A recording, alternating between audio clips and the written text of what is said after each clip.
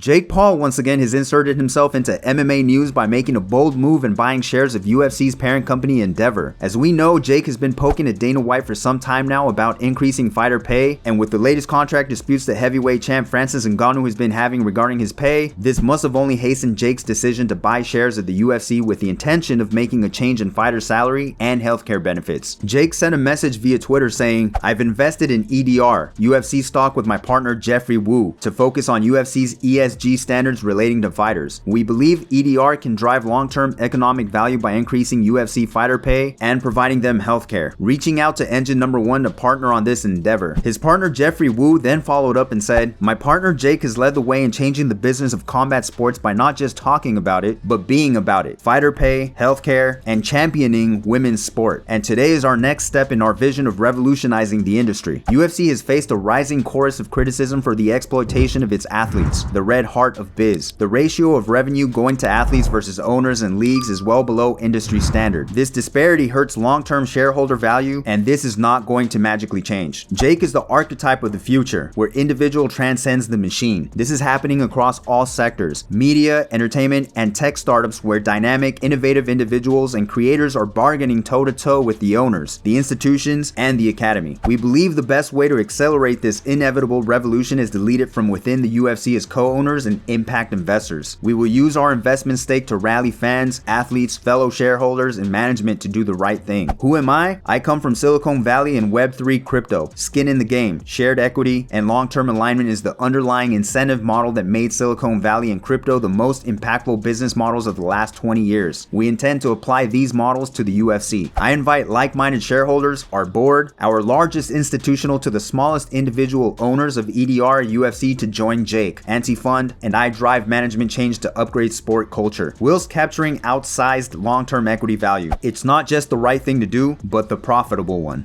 Those of you that don't understand what happened today, I bought shares into Endeavor, the UFC's parent company, and now I'm going to be making sure that their ESG, environmental, social, and governance are up to standards. I'm going to be pushing for fighter pay, long-term healthcare for fighters, and Dana White can't do anything about it. Thank you all for coming to my TED Talk.